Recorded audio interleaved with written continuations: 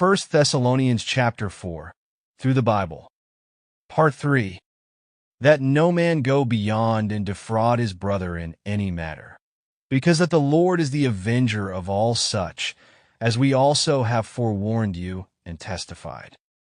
1 Thessalonians 4 verse 6. That no man go beyond and defraud his brother in any matter. You have to be honest if you're going to be a child of God, because that the Lord is the avenger of all such. I've lived long enough as a Christian and as a pastor to see this principle worked out in the lives of many believers. I've observed certain believers who have been dishonest in their dealings with others, and God is an avenger.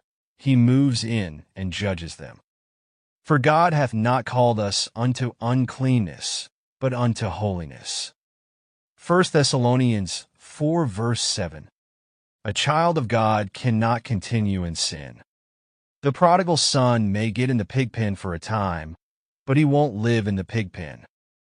He therefore that despiseth not man, but God, who hath also given unto us his Holy Spirit. 1 Thessalonians 4 verse 8. A child of God is indwelt by the Holy Spirit. He cannot continue to live in sin because the Holy Spirit is the Holy Spirit. The time will come when the child of God will long for holiness in his own life. The Holy Spirit is the only means by which we can live for God. We see in Paul's Galatian epistle that the child of God is not to indulge in the sins of the flesh. Instead, there should be the manifestation of the fruit of the Spirit in the life.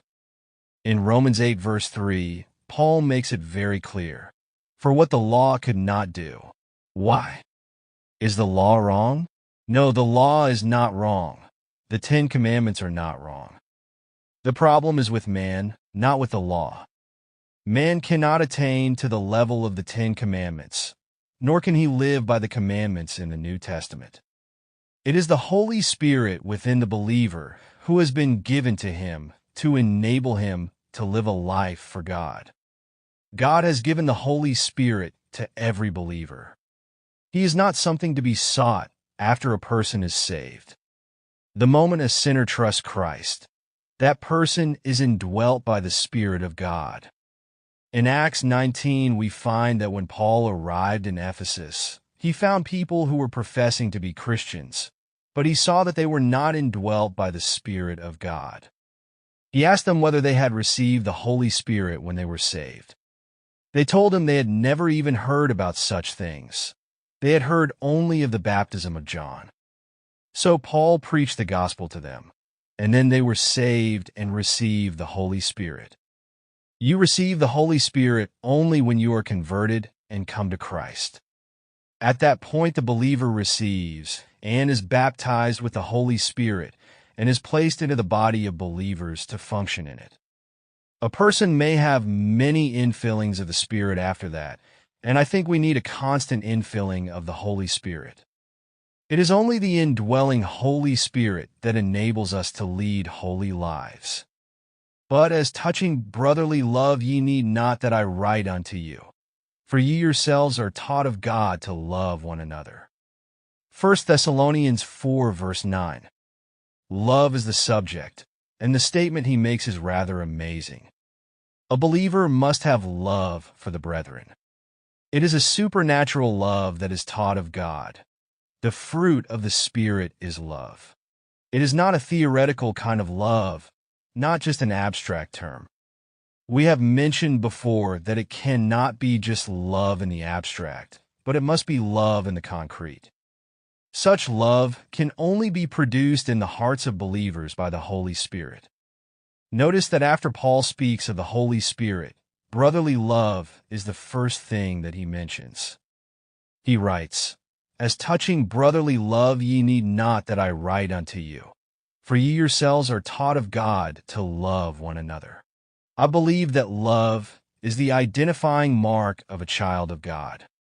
My roommate in college and I could wrestle, fight, argue, try to get dates with the same girl and all that sort of thing.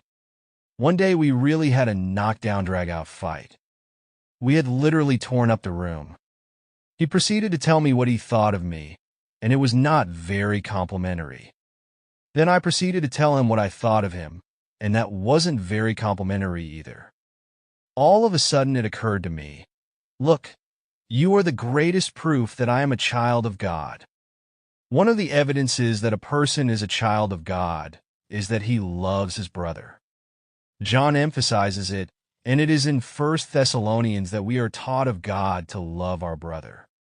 In spite of the fact that you are the most contemptible person I have ever met, the most unlovely person I have ever met, I love you.